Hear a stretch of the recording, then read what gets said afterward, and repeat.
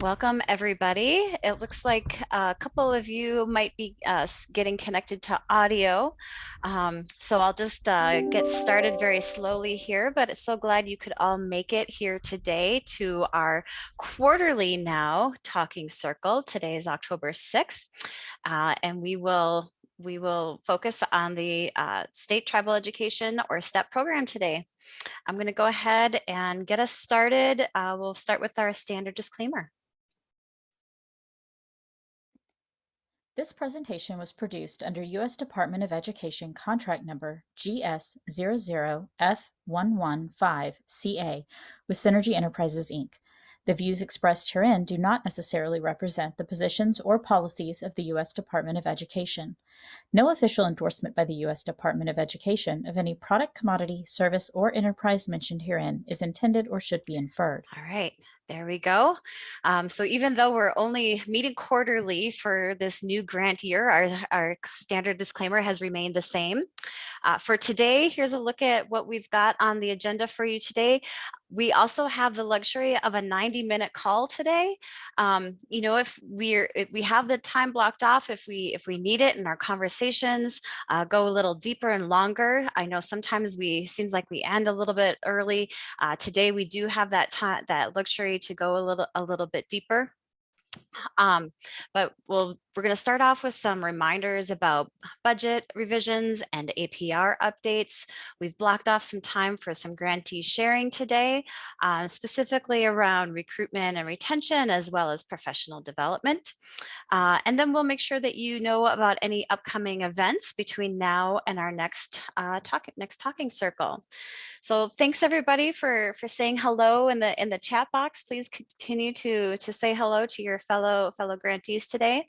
I'll go ahead and get started here to share with you some updates and reminders about budget revisions, because our grant year, the grant year one, of our grant has ended September 30th. We're now in October, if you can believe it already. So everybody should have received their year two budget updates. So that means that everybody is going to submit a year two budget revision. Your budget revision is only required to be for year two. We ask, please use the optional budget revision form, and I see that's been dropped into the chat box right there, so you can go ahead and download that now, so you have that at your fingertips.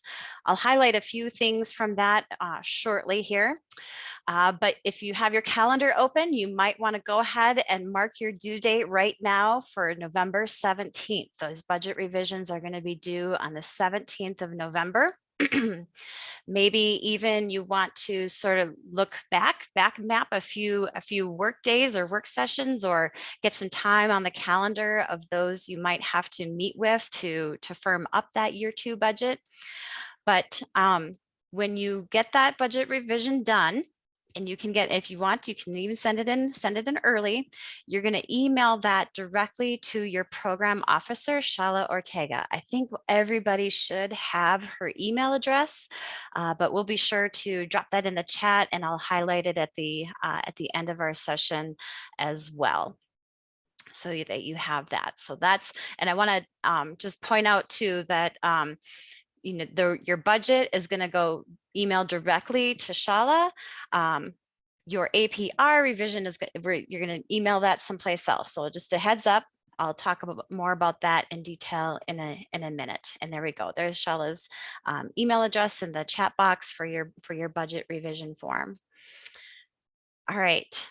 So I do want to take just a minute and share with you the optional budget reform or budget revision form, highlight a few key features in there. And then if you want, this is totally up to the group.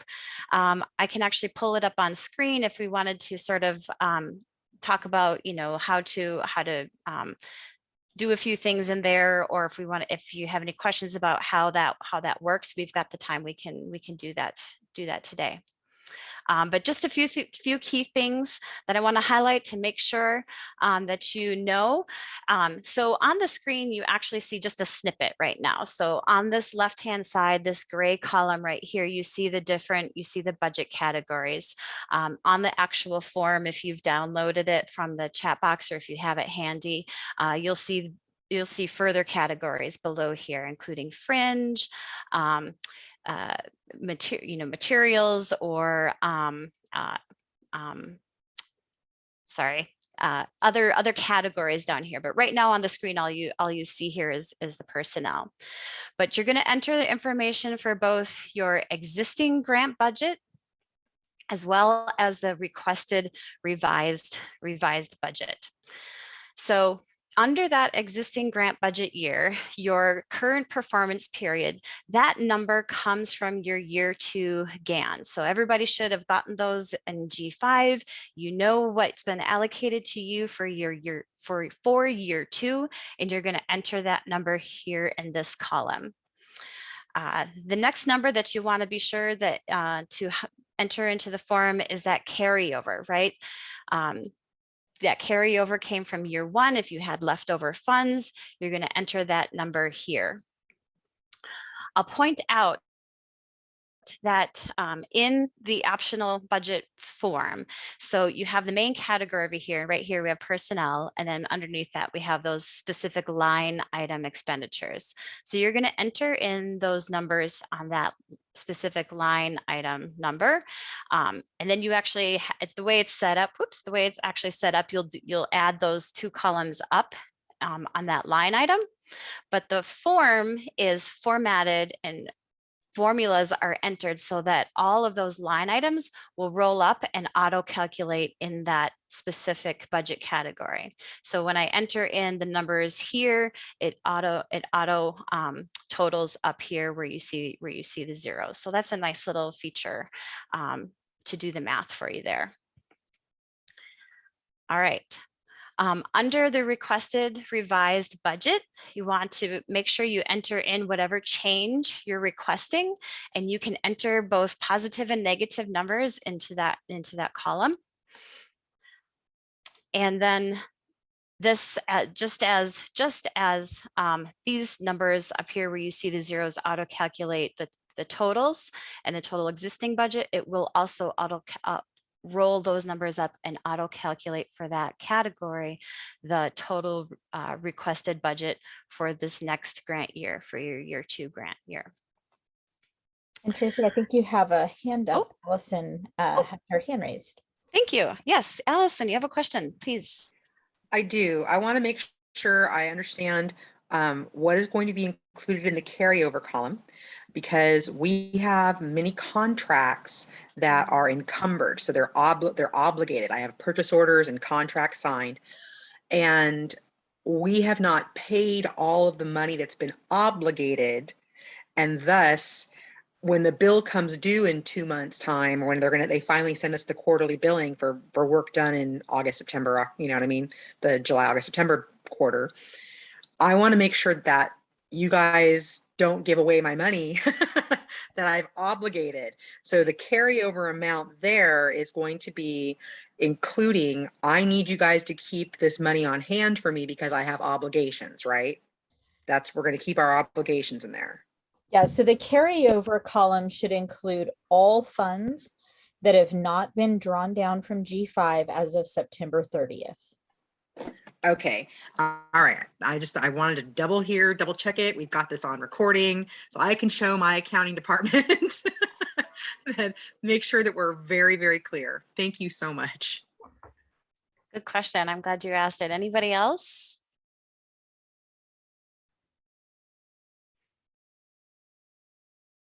All right, feel free to raise your hand or pop a question in the chat box or come off mute at any time, really. Want to emphasize to please include a few sentences about explaining the budget revision and the request that you're making.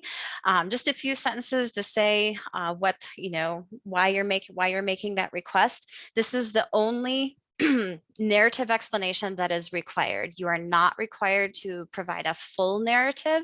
So that's why this the revision explanation is really important to include as well. So that's a really high overview of sort of what you'll be needing to submit for budget revisions. I'll ask the group now if did you want to, if you have any other questions, or if you want, we can put up actually the revision form and tinker with it if anybody has questions about how that works. This is your time. I just want to make sure that's most useful for you.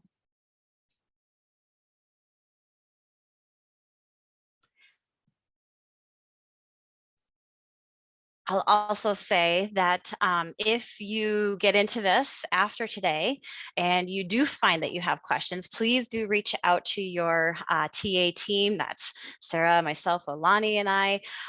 Please use the OIE SCI services email if you need to reach out to us. I'll emphasize that point too a little bit later. But if you want to schedule some one-on-one time, or even, like come together in a small group for that individualized support, we're here for you. We aren't meeting monthly with these talking circles. We won't be meeting again until January. So please do be proactive if you have questions or want some extra help and time with us. We're happy to do that.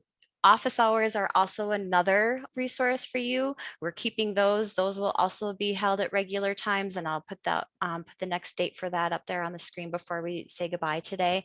But you can always drop in during those times as well. Those are just very informal. You can drop in, drop out as you need and get your questions answered. We're happy to help you if you need any assistance with that budget piece and your budget revisions. Okay. Doesn't look like anybody wants to play with Excel just now, so we'll keep going. Next, we want to make sure that you have some reminders about your APR updates. So everybody submitted their annual performance report in May of this year. Everybody here, every STEP grantee also had some GEPRA measures, at least one, where you submitted a 999, meaning we don't have the data right now in May, but we expect to have it by the end of the project year at the end of September. So you're updating your APR is really important. Those numbers are what get reported to Congress. And so if you have a 999, we need to update that and provide those numbers. Now you're going to use a form for that. It'll look familiar. It is that Section A form. The number is ED 524B. Okay, and that is a newly updated form, and we'll take a look at that on the next slide. It is due Friday, October 29th of this year. So right before that holiday weekend is when your APRs are due. And please note this is really important. You're going to submit those APR updates to that OIE SCI services email. Okay, that's going to go directly to the TA team. Because of that reporting to Congress requirement, we're going to expedite that part a little bit. So everybody will be submitting APR updates. We're going to take a quick look at the form. Now, if you have an old form, it's likely that it expired this past July. So the way you make sure you have that correct form is you check that little expiration date in the upper right-hand corner. The new one is good through 2024. So please make sure you have that updated form. That is available on the public G5 website, and those are available for you. I want to briefly review what you're going to make sure you include on this form. Okay, so even though you probably reported 999 for some, but not all of your measures, you are going to submit updates for all your GEPRA and all your project project measures. Now remember, we're not writing anything new, any new objectives here. All the objectives are either the GEPRA measures, which you're using the exact wording from the NI, from the notice or the invitation for applications, or you're using your project objectives, which you locked that wording in this past May. So you got to write your project objectives the way you saw fit for your specific project, but you're going to use that same wording that you submitted back in May. Okay, not writing anything new. You will also provide an updated explanation of progress on that form, right? That was leaves a little space down here, right? Explanation of progress. It's where you write a little bit of narrative explaining sort of what's been happening. You're going to update that as well. So down here in the table, we'll take this right across, so you know exactly what you need to put in. Again, for your performance measure, if it's a GEPRA measure, you're using that exact wording. Then you can skip over all of these cells, and you're only going to enter in ratios where you see these green check marks. So for the GEPRA measures, you're only entering that actual performance ratio. Okay, you don't have to enter in anything over here. That's why they're X'd out. You're just going to enter in your actual performance ratio. For your project measures, that's where you have your unique wording that you entered in May. And for this one, you're actually going to include your target ratio and your actual performance ratio, making sure that if you reported a 999 previously, that you're providing those updated numbers. So the 999 meant that you didn't have the data in May, but you expected to have it by the end of September, or maybe another date that you noted in your report. If by chance you actually don't have the data at this point, it is okay. You can report a 0. That's for this year, a 0 over your denominator, and then you'll update that then for the next year's APR. Oh, did I misspeak, Sarah? Sorry. Just it won't be updated. This is your final reporting of data for year one. So reporting 0 over 1 is saying there was no data for that particular measure for year one, because there can't be any further changes to your year one data after this report. Thank you. Any questions?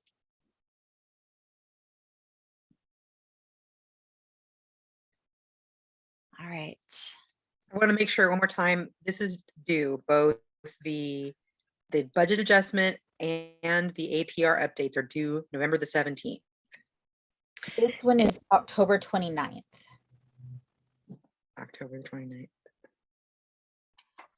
Yes. Thank you for asking that, because that's really important. So APR updates are due at the end of this month, and you're going to email that to the OIE SCI services email. That's your TA team for your APR updates. The APR updates actually come first, and you're going to email those to us, and then I'll just go ahead and put this up. Ooh, oh. Your budget revisions are due November 17th, and you're going to email those directly to Shala Ortega.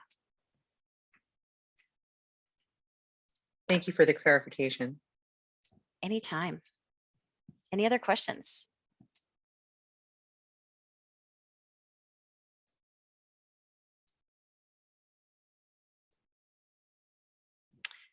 Okay, and I see Alani has also dropped into the chat box there our office hours that will take place on the 28th, right before your APR updates are due. So good time if you don't email us, you can always drop in there if you have any clarifying questions. All right. So let's get into some sharing here. I know this is the part that everybody really enjoys the most, as do I. So I thought we'd start off with some sharing. I know we've talked about it previously in regards to our GEPRA measures. And this time we thought we'd take a little bit of a different tack on our sharing. So when we talk about teacher recruitment and retention, we're often talking about different leverage points or entry points where we press for change. So many of you are working to impact policies or are engaging in long-term improvement planning or strategic planning with certain partners. You might be, several of you are working to develop or implement new programs. And some of you are working more in a more granular level, right? To make changes to particular practices and procedures. So similarly, we might be working at different system levels, right? So perhaps you're working with your tribal government to define or implement new policies. Or maybe you've been able to contribute to strategic plans kept by your LEAs or your state departments of education. Several of you I know are working in collaboration with districts and states, and others are really working on developing relationships with schools and teachers at the classroom level to shift practice or policy. So I thought we might start off this discussion sharing a little bit about our programs and using the annotation tools that you should see up at the top of your screen. Okay. Let me see if I can help you navigate there, but they should be enabled. Yeah, and I can always give, since my screen looks like their screen. If you look at the top of your screen, right next to where it says you are viewing Tracy Cara George's screen, there should be a little thing that says view options with a caret down. And if you hit that caret, you'll see a lot of options for your screen, but about halfway down it says annotate. And if you click on No, I don't see any of nothing that you said is there. Is there? Oh. Are you Nothing in there. in the app or are you on your browser? I clicked whatever link you sent me and it opened something up. Okay. So you're in one or the other. I won't be able to know for sure. Do you see anything that says that you're viewing Tracy's screen? Okay, if I move my hand around, my little hand around, okay, there's a green box that was hidden. It's you can move the green box around. What would you like us to do with the green box again? And it says you're viewing Tracy's screen. It does, yes. So next to it, does it say view options? It does say view options. So if you click that, it'll bring you a drop-down window, and about halfway down, it'll say annotate. And when you click on annotate, it'll bring up a nice little menu of ways that you can write on the screen. Excellent. Thank you so much. While I had the screen there and you were all talking, the green thing at the top wasn't there unless I moved my cursor over the screen, and I'm like, oh, I don't have that green box. Yeah, there's your green Thank box. you. No, that's actually a really good point. So you do kind of need to wiggle your mouse around for that to show up. So hopefully everybody was able to find that annotation tool. What I'd like us to do is to select, when you bring that annotation tool menu up, there's one little option. Mine appears, it's the third one from the left. It's text, and that allows me, I'll just demonstrate up here, to type initials. What I'd like you to do is type your state's initials, because we're all from different states, into these boxes where you are working currently with your program. Maybe you're working on policies, tribal policies, or maybe you're working with district policies or district plans. So if you can type in there we go. I see Blue Lake, you figured that out. And I realize you can't see while I'm typing, but it'll open up a little dialog box that you can type in there, just typically like you would using your keyboard. Of course, if you'd rather draw, you can do that. You can do that as well. You can use the annotation tool to draw. Let's see.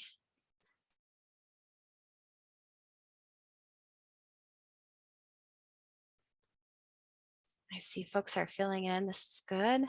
Yeah, it looks like Alaska's. everybody is able to find their annotation for you. Excellent.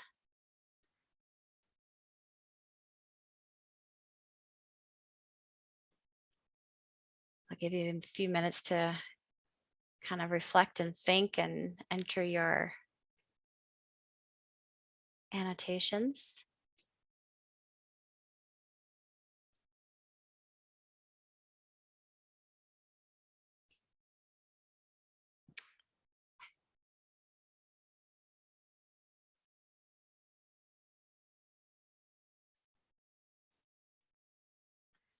And I know sometimes if you're like me, you're thinking, well, let's see, we do this and we do this.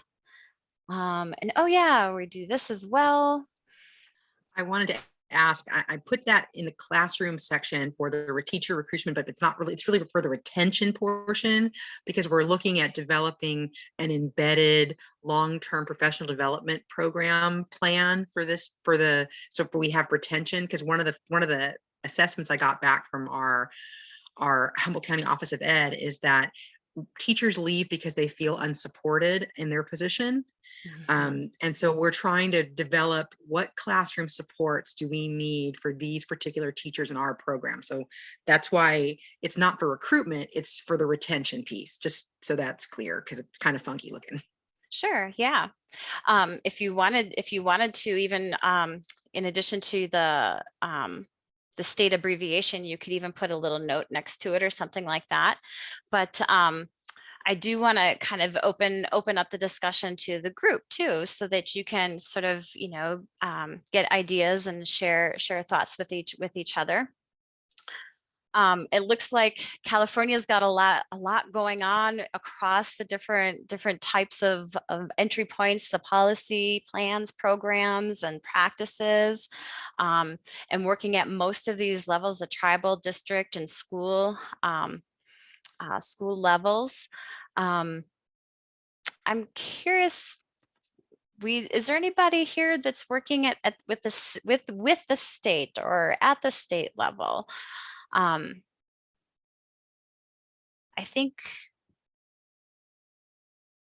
Virginia, if I'm not mistaken, has Yes. been looking at plans. Oh, hi, Ken. Yeah. Yeah. Hi there. I just clicked my mute off. Yes, we're working with the state here in Virginia. The Virginia Department of Education actually has reached out to us as much as we've reached out to them to start processes and procedures in place to in ways to impact teacher recruitment and retention. We've met with them recently on some other concerns, but fortunately, the Commonwealth of Virginia is working hand in hand with us on a lot of our concerns. That's nice. And so, when you're talking with the state, are you looking at policies? Are you contributing to developing of plans or programs? Well, right there in the development stage, but I can't say enough about the cooperation from the Commonwealth. I can't say enough about what they're doing to work with us hand in hand. And of course, one of the elements that we're working on is our standards of learning are being updated and revised, and the state's working with us on that also, and working with us on professional development in some areas. On revising those standards. So that sounds like a policy piece. Well, the policy has been in place for several years. The standards of learning as it applies to history and social studies are updated every 7 years. So the last time they were updated were 2015. And fortunately, we're right in the wheelhouse of the upgrades, updates. I've met with the Virginia Department of Education on much of these concerns, and there's actually a committee that was formed to work on teacher recruitment and retention. They've discussed it in the committee level at the state committee level, and the SOLs, of course, they will be coming out in 2022. And I met with the state on several occasions concerning the SOLs. Great, great. Thanks for sharing that. What are you noticing so far about this data? This is sort of an informal data compilation here. What are you noticing? Like, it's for anybody to.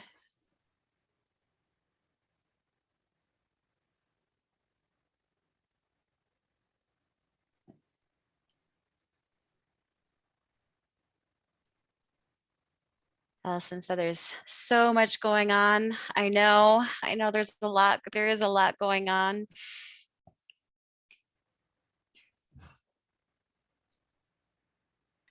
Yeah. Can you restate your question one more time on what exactly you wanted us to comment on? I was just asking if there was anything interesting that you noticed about what you're seeing on the screen. Where none of us are working with state. None of us are working with the state. And I don't know if I can consider that interesting or not, because the state has been the biggest issue or difficulty in all of the time I've tried to work on the STEP grant since 2019 when we got our last STEP grant. There's a constant rotating person at that desk, but they never get back to us. It's never the same person twice. They have great responsiveness on some programs and terrible responsiveness on others. If you want to talk about their food service program and you want to make sure that we have the food for the kids during summer and all that, that person is fantastic. They're on it, reply to us all the time.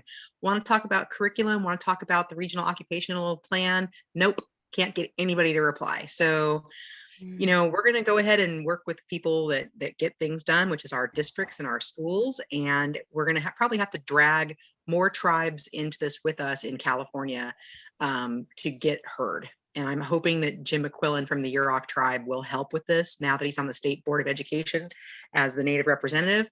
But you can see we're not working with the state because we are suing them right now because they are not working with us on our tribal gaming compact and they're not negotiating in good faith. So I have little to no faith in the state of California to address any issues I email them. That's why we're not working. Gotcha. All of what you said definitely resonates there. I'm wondering if anybody else has thoughts they want to add. Hi, Esther from Alaska. Hi, Esther. We've been working with the state in different capacities with the charter school application. They've been very helpful. The one thing about the state is if the district agrees, they usually agree. And right now, what we've been battling is data sharing with our school district. So that's one hurdle that we're working on right now, because in the past they did give us the data, and now with the new school year they haven't given us new data. And so the school district here has been more open, I guess, but this here I feel like if the district agrees, the state also agrees. But they've also been helpful with our work-based learning. They've given us a lot of different programs that we can use.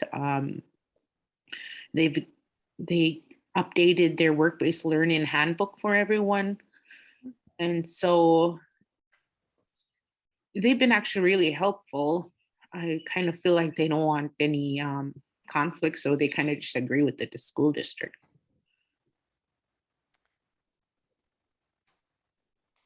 That's interesting. I've heard two strategies to working with the state, finding other partners, like Allison said, working, collaborating with other tribes, maybe to build that coalition work with the state, working with who's responsive, right? Making progress where you can. And then partnering with the districts as a means to getting state support.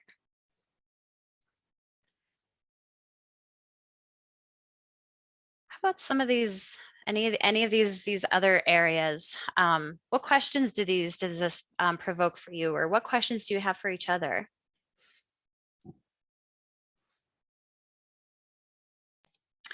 I would love to know what people are doing for teacher recruitment. I would say that there are a lot of districts in our county and our region that are hurting for teachers right now, and it's like the well has run dry in that field, and especially in our area. Does anybody have any recommendations on how we can interest people in teaching again?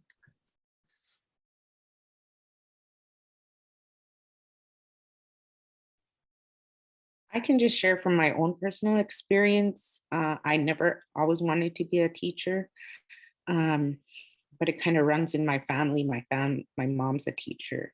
My sisters are teachers. My great grandfather founded the first school in our village. So it's always kind of been in my blood, I guess. But one thing that the Southeast Alaska University does is they have a program called Raise Their Own Teachers, which they start recruiting students at 6th grade. I know this because I was part of this program when I was a 2nd grade teacher. We would raise just like what it's called, Raise Your Own Teachers. And we would start at 6th grade, and the 6th graders would even just start by reading to kindergarten students. And as they got further along in the grade, they had an opportunity to job shadow.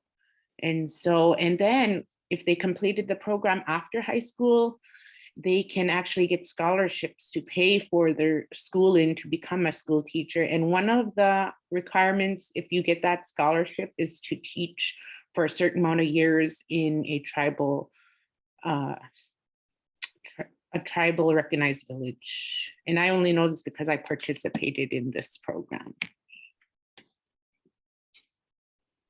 That's fantastic, Esther. That's wonderful. I mean, we are doing something similar with the Grow Your Own Administrator program under the professional development situation through U.S. Department of Ed, but we had never considered going all the way down to 6th grade and incorporating that into, basically, it sounds like a job prep program starting in 6th grade and getting them informed. That's wonderful. Yeah, and it's also all over the state. There is a school here in the valley that does it, but because of COVID, they haven't met, but usually they meet every year, and it's all these young students from all these different schools, and they're coming together, and it's just powerful to see all these young Alaska Native students that want to be teachers. Oh, wow. So it goes, so students from different areas get to meet together and talk about their experiences. Is that an annual thing they do that? Yeah, if you can put your email in the chat, Allison, I can send you information. Oh, that's fantastic. We're trying to figure out how to grow more teachers, and we were starting too late. This is a great idea.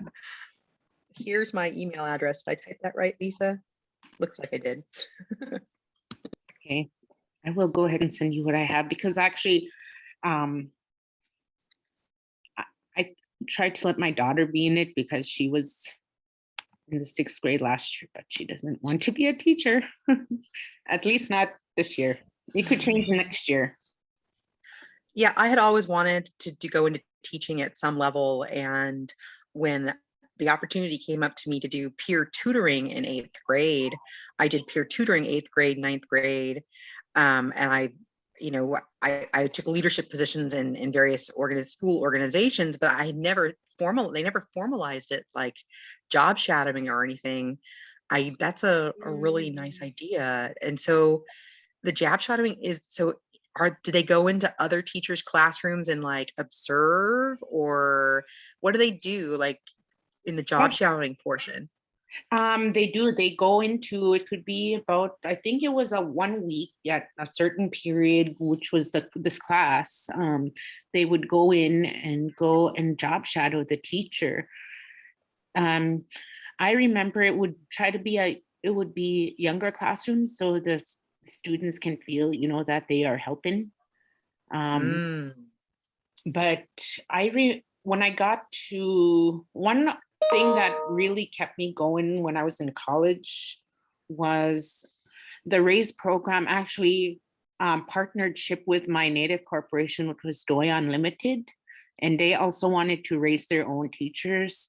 So they gave them, I believe it was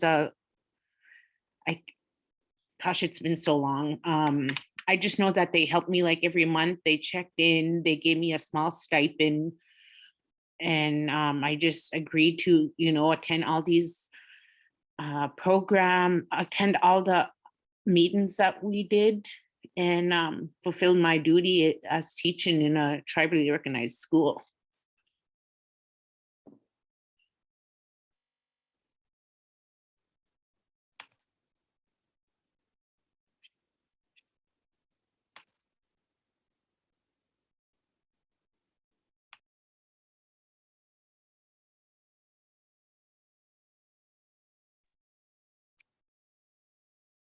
This is Lisa Hoffman from the Blue Lake Grand Area Tribal Education Agency. Can you hear me okay? Yes, ma'am. Oh, okay. Yeah, great. Sorry. I have two things going on. I have the computer going on just in case if the internet conks out. What a brilliant idea, and what a nice, gentle way to encourage young kids to become teachers or potentially administrators, instead of, you know, you have to take this class, you know. And if I know from, you know, teaching, you know, God, for 3 decades now, that when kiddos see someone that is around their age, they're a lot more responsive to that, rather than having, you know, having another adult in the classroom. So I definitely would love more information. And you both have Allison and I's email address. Brilliant idea. Thank you so much.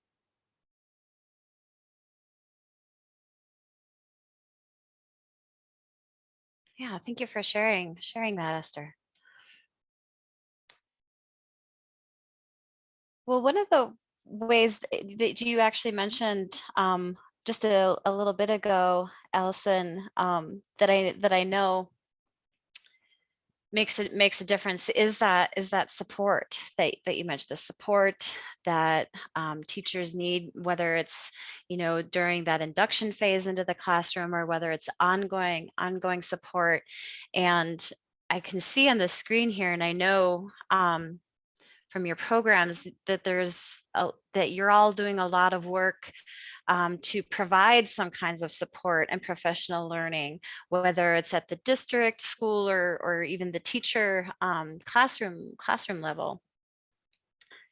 Would anybody be willing to share sort of how they're approaching that work, providing whether it's professional learning experiences or sessions, professional development sessions to schools, districts, or teachers?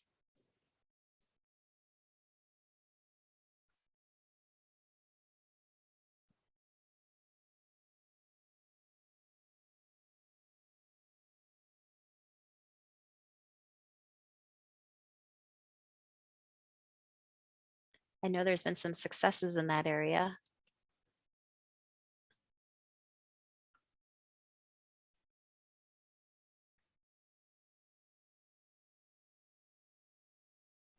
Tracy, can you restate your question one more time? Sure. So we know that professional development support is one aspect that can support retention, and many of you are providing professional development with your partner schools and districts. So I'm wondering if anybody would be willing to share sort of what that looks like, what the focus is. Is it something that's you're recruiting specific teachers, or maybe you're working more systemically across a district? Okay, I'm going to try and address this because everything is planned in for, we were in planning stage. So these are the plans. We have a little bit of what we've been doing with our demonstration grant to see what works best for teachers. So I'll try and tell you whether it's been implemented or whether it's planned. Right now, plans are for, and this is if we get everything that I'm looking to get, plans are for workshops on very specific curriculum issues for these various teachers. And then we've contracted with the Humboldt County Office of Education for 25 days of support. And those are contract support from their professional development department. And when we identify teachers that need some assistance and would like to have training on our various new curriculum or new programs, and or been freshly recruited, what we will do is we will pair that teacher with the Humboldt County Office of Education Professional Development Department. We have our mobile makerspace teacher who will do the curriculum training, and our mobile makerspace teacher will come do the workshop on the curriculum, model the curriculum for the teacher in the classroom, and watch the teacher do and give observations to the teacher on their curriculum use. And then the professional development from the Humboldt County Office of Ed will continue to support that professional development, coming back and meeting with them over the course of those 25 days. So, and the 25 days are not consecutive. We have 25 days over the course of the year, so that like once a month, twice a month, that person comes back and works with that teacher on the curriculum when they're doing our special curriculum in their class. That's our plan right now, based upon our culturally adapted curriculum being implemented in the county schools. So we have our teacher who works for Blue Lake Rancheria, who's mobile and will go to all 31 different districts to support the initial implementation of that. And then the County Office of Ed will, because they're our partner in this, making sure that all the schools implement the same stuff in the same way with integrity, and they will come behind us and continue to provide support on the curriculum. So that's our plan. What we've done right now, what's actually been done, is we hold a workshop in August, and then the workshop is covered. It covers the curriculum that we've created, and then our mobile makerspace teacher has been attempting to provide all the PD, but that's why we needed to bring in County Office of Ed. We're not completely at capacity to support all 31 school districts with this. One person can't do all that, so we had to bring in extra help. That's why I said we're falling down or falling over, because we have great responses from our schools and our districts that want to do this and use our materials and our curriculum, but we don't have the support staff to be able to continue to do the embedded PD that we want to do. We don't want to do what we're calling quote unquote drive-by PD, where you just come in, give them the stuff and leave. We want to have, routine follow-ups with them. And the one thing that we're trying to get, we're on the district policy part, where policy, district policy at school and policy at classroom, is we're trying to get them to implement some sort of mechanism whereby we look at the scores on tests and the feedback from the teachers, and we can attribute our training to increase in student achievement. How we're trying to work that out right now. Oh my God. I need a data sharing agreement with every single district to do that. And then, I don't want to scare the teachers, because we want to retain them and keep them in the program, that we're going to be looking at their student data and comparing, because people are going to say, hey, you're judging me on how I'm teaching. That's an issue that we're trying to work through right now. So, but our plan, we have our plan, and what we've done right now, like I said, we've done our workshops and we are trying to support all the districts. We're just not able to keep up with the requests at this point. But that's why you had to bring in the county. And their contract started September 1st to help us. I'm hearing so many good things and good practices in there when it comes to professional development. Like you said, not going for that one shot deal, but for trying to make it sustained, where teachers have opportunity to see something in practice, try it out for themselves, get some feedback on that. that's all supported by research as you know, practices that help teachers do the thing they're being asked to do. So that's great. Also, Lisa here, in terms of professional development, and what in my experience for the past couple months, sure, I could take professional development on how to do, you know, this and that, the technical stuff. What I'm finding in a theme, especially with the advent of COVID is trauma-informed therapy, for example, and services, different ways of managing hybrid workspaces, the adjustment that the kiddos have to make, you know, with the new environments and how to possibly thrive in those environments. I mean, just because you put a teacher and a kiddo behind a computer, I mean, the interactions that they're used to and so on and so forth. Yeah, it's been rough for some folks, especially since we are in a rural area, of which that sometimes, you know, the kiddos got to hold up their phone, you know, 40 feet high to get reception. I mean, it's what I'm saying is that uh, sure that the technology is there, but it's not available for everybody. So that's, you know, that's also been traumatic for some kids. Case in point, kiddos that have IEPs, for example, in one district that I'm aware of, you know, with COVID and everything, they can't go into the classroom, or they can only go at certain times and so on and so forth. So there's a lot of challenges. And for me, in my personal experience, taking that PD and actually implementing it, rather, you know, as Ali had said, you know, rather than the drive-by, oh yeah, I know how to do this and that. How in the course of action can we do this? I could tell you up and down the block, I did PD, blah, blah, blah. It doesn't mean blank.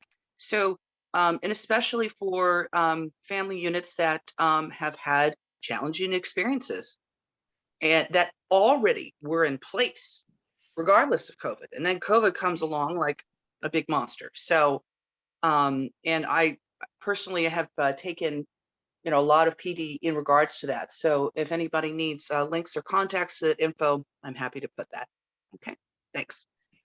I wanted to follow up on Lisa's, the hybrid workspaces. We were piloting our Modern Youth Internship Academy concept, and we have interns at different locations around the county with our community partners. So we have an intern at the California State Parks who's learning the natural resources career pathway. And they are working on Sundays with the Yurok cultural interpreter and learning their job. They can't log into our system from California State Parks, and they can't use their cell phone.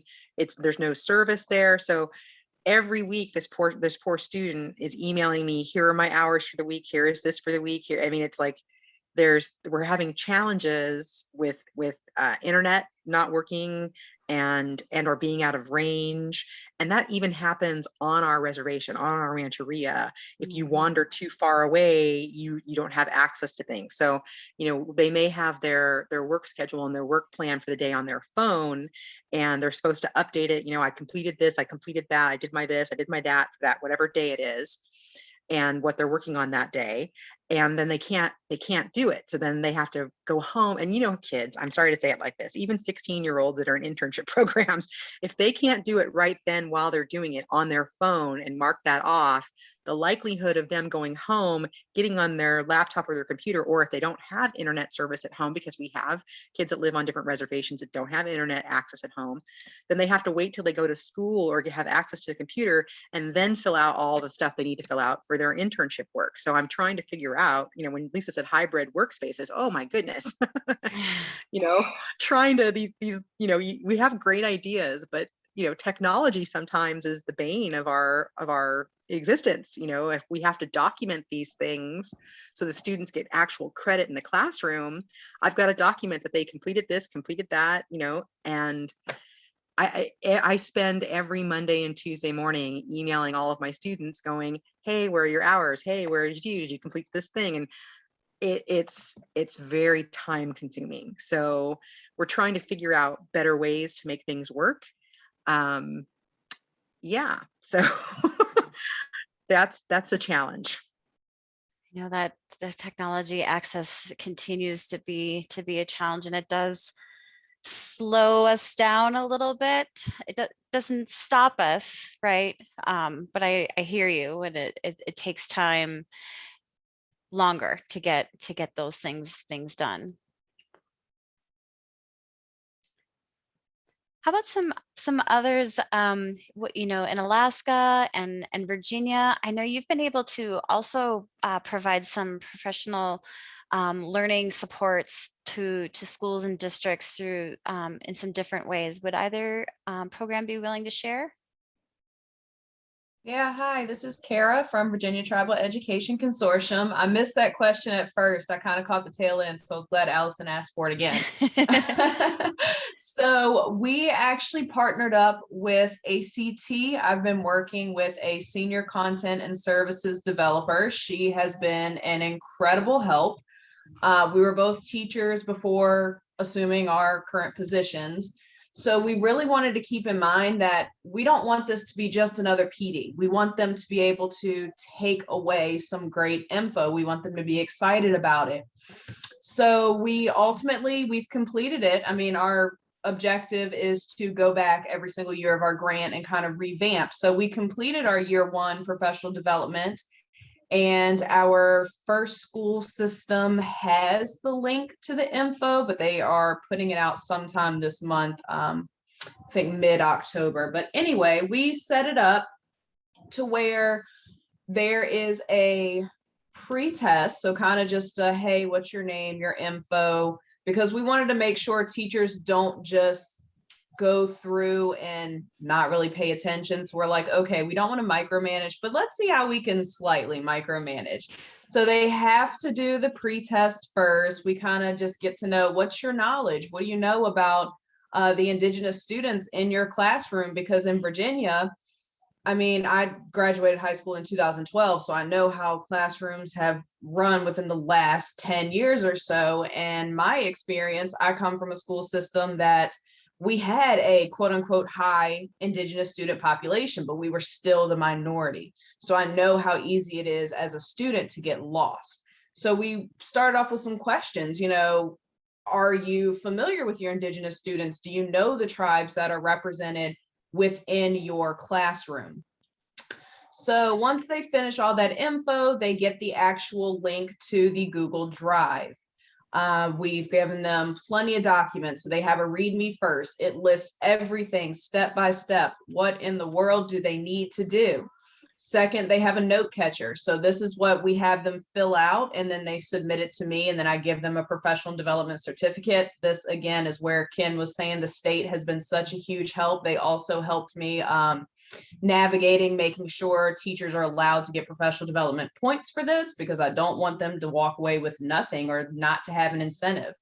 Also, it's just where they catch their awesome information. Then we have their Webquest document. So that was my ACT partner's idea, because one of the things, not ACT, VTech wants to do is be a resource for teachers. So we have a resource list that starts off with the 7 federally recognized tribes of Virginia. So that Webquest is going through those 7 tribal websites just to get familiar with what tribes are in your own backyard. A lot of people don't even know how many different tribes are represented within their school system. So we want them to learn the history, learn the geography, just get a little bit of taste of those websites and figure out how they could use that within their history lessons or even reading lessons, do that cross-curricular lesson there. So then in the resource list, they've got all kinds of great books. We broke them down by elementary, middle, and high school. We've got the websites listed, and we've also got, I think, 3 different websites. So 2 of them are Native American news sources. One is the American Indian literacy blog. I can't remember what it's really called, but I want to go ahead and drop this in the chat. If y'all don't already have this website or are using it, it is awesome for literacy when it comes to Native American students, looking at Native American authors, making Native American characters known. So that's pretty awesome. We also did some model units. So we have a lesson plan template. We have one other resource that we mentioned on our video, and then we have our actual video. So those are the 7 documents within the actual Google Drive. So then when they get to our video, we talk about ACT. They have a mosaic course that talks about social emotional learning. That is what my colleague at ACT is really versed in. So she really looks at that social emotional learning piece. How can we make your native students feel included? How can we make sure they are seen? We talk about all those different little microaggressions to look for. So just looking at the social emotional health of your student first, making sure that is included within the curriculum. We also talk about the Webquest, and then we give them the model units. So in Virginia, not every grade has a history unit that talks about Indigenous history at all. So I chose 12th grade that does not include Indigenous history. And I took some of the reading SOLs. And that's where those native news sources came in. They look at current events in government, and then part of their English SOLs are reporting and researching things like that. So I use that cross curricular. I'm like, hey, look, what was coming about when we formed all of this professional development was the bodies that were being found at former residential schools.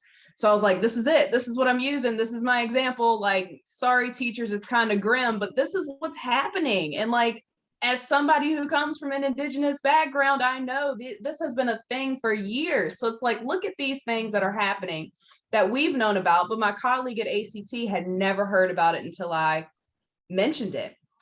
So then she took 3rd grade. She utilized their research as well that they need to look at in English SOLs. And that's where she really did the Webquest and took those tribal websites to help students research. And then they get a little bit of Indigenous history in there.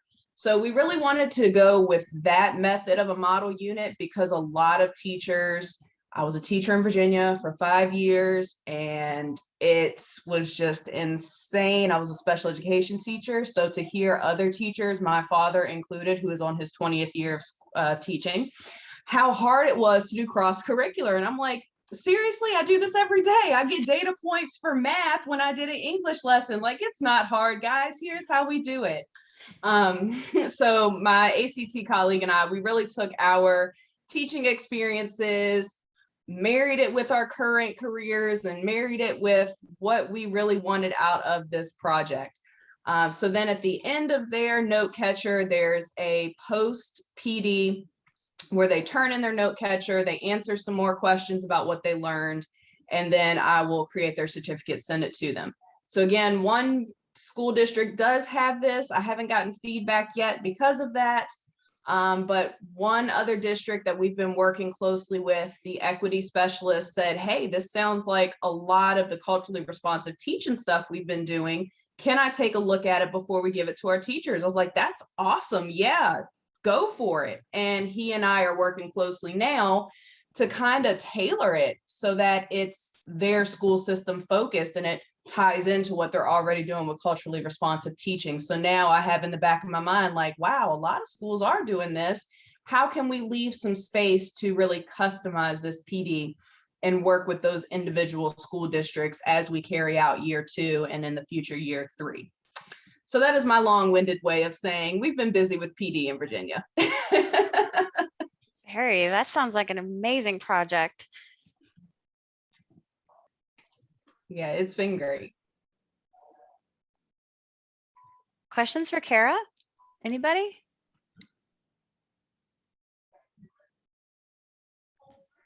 I was wondering when you said the diversity, is there a person that's like equity and diversity at your county office or your state office that you were working with? So Virginia does have this new equity department. I have been in contact with a few of the folks there, but there's one district in Virginia in particular that does have an equity specialist for the entire district. And I've been working closely with him. So for VTech, I just want to make sure I'm clear for everybody. We're working with the entire state, and we want to work with, I believe our end goal number is 96 districts by the end of year 3. 96. Wow. Yes. Oh my, well, you're covering the whole state. I was thinking, my goodness, I fall over with trying to deal with 31 districts and you have 96. Yep, Jeez, that's what wow. we're working up to anyway. Yeah, year one, we just wanted to work with our one district, but Ken and I, we've been in some great contact with other districts as well. But our end goal by the end of year three, yes, I believe it was 96, but Virginia does have over 100 districts. So it's not the entire state, but we're really hoping this awesome relationship we're forming with the Department of Education, that we can make this something that goes over the entire state of Virginia eventually. So picking up where you left off on the diversity training, we're looking at, there's calling it cultural proficiency, and not just the way where we're trying to do this to get our Humboldt County Office of Ed to be really invested in it is to address all diversity. So not just racial diversity, not just Native diversity, but LGBTQ, all of the different subject matters, so that our kids feel safe and welcomed and there's a accepting and comforting classroom environment, because it's pretty, I'm going to use the word hostile. I don't like using that word, but that is the word that comes up frequently in our needs assessments and parent surveys, as they feel the classroom is hostile towards their particular student, or the school environment is not accepting or welcoming, or it's what was the other word used, Lisa? They don't see themselves reflected in the school. That's I can't really summarize the word. They don't, culturally appropriate representation. There you perhaps. go. They're not feeling like they belong there. And so and it's not just from our Native students either. So what we're going to be working towards is trying to get a cultural proficiency training, and then hosted by the county, and we will come in and give particulars on the Native American portions of it. And we're trying to get the various other community groups that represent other, I'm going to use the term marginalized because that's what it feels like, marginalized groups to come in and participate in a cultural proficiency. So trying to put that on the county to step up, because I think, our one tribe being a squeaky wheel has helped, but we need it to come from the county, because they have more cachet, more power, more, how do you say it? They have the weight behind them to get the school districts, all of the 31 school districts, to come to this cultural proficiency table, because we've offered to do capacity building on cultural proficiency to various different school districts, and they're like, we don't have time for it in our PD schedule. Are you going to pay our teachers stipends to attend? I mean, just one thing after the next. So I'm thinking we need the county to make that effort. Have you been getting any kind of hemming and hawing, Kara, from your participant districts? So the one district we initially started with, they're King William County here in Virginia. They are absolutely on board. So they have 2 tribes that attend their schools in that area. They actually are the only 2 reservations that we have left in Virginia, the Mattaponi and Pamunkey tribes. So they've already been doing some work when it comes to making sure their Native students are seen. When it comes to the other school system, Albemarle, they were the ones with the equity specialists. So they haven't had as much focus as King William had on making sure their Native students are seen, taken care of, so on and so forth. So right now, no, we have not had any pushback. However, we are waiting to get a partnership agreement with a 3rd district. And we've been going back and forth with them for a couple months now. The superintendent was very concerned because in their county, they're one of the ones dealing with the pushback on critical race theory. So his concern was that the school board and or parents are going to see VTech's effort as critical race theory. It's like, first of all, why are we all having this argument about critical race theory? Secondly, no, this is not critical race theory. It's just giving more opportunities to our Indigenous students. So that's the only pushback we've really experienced right now. And the only way we're really coping with that, the only thing we can do is wait, because they were taking it to the school board and we're just still in that waiting period to hear back from them. Yeah, I was in a meeting the other day and I used the term colonizers, and I had you would have thought someone's eyes was going to fall out of their head, and I said, "What do you have an issue with that term? Because that's what it is." And Exactly. you know, what do you want me to? I didn't want to sound rude to them, but I was like, "Come on, grow up, acknowledge stuff, okay? Come on." Exactly.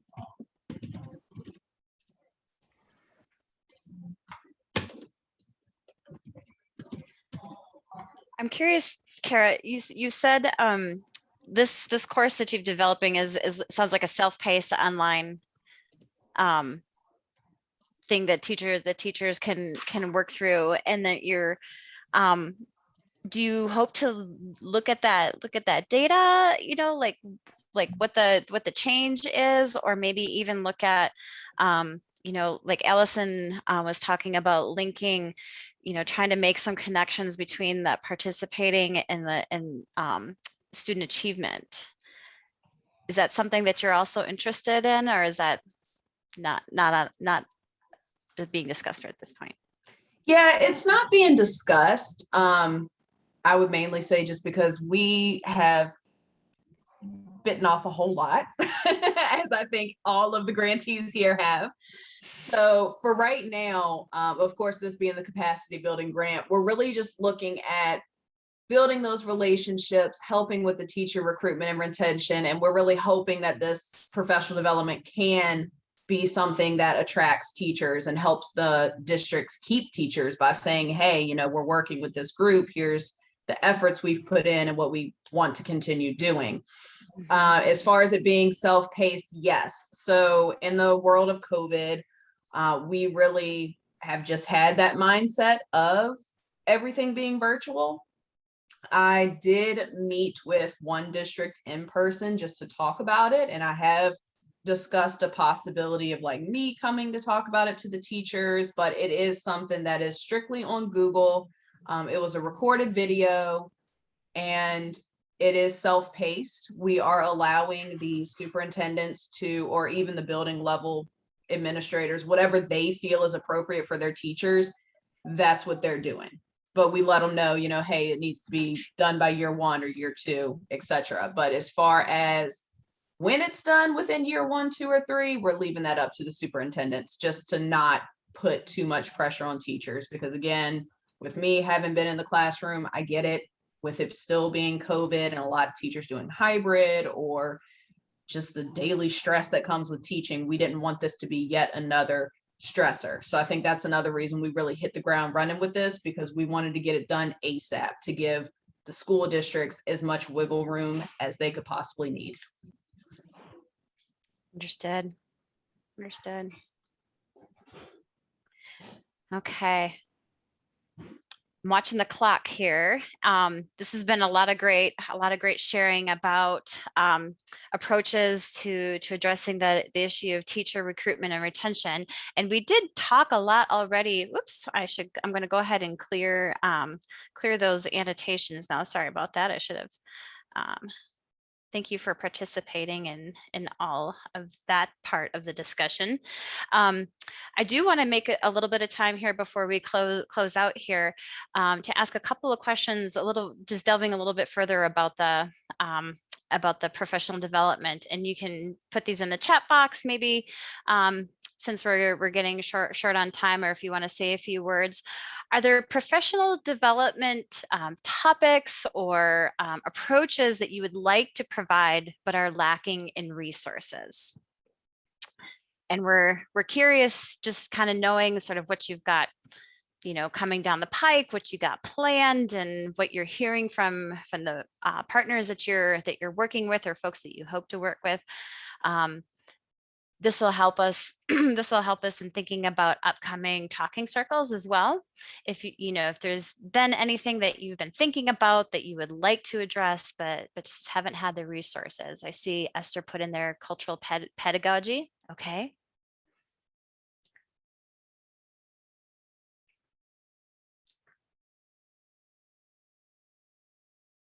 Anything else that you might be thinking about?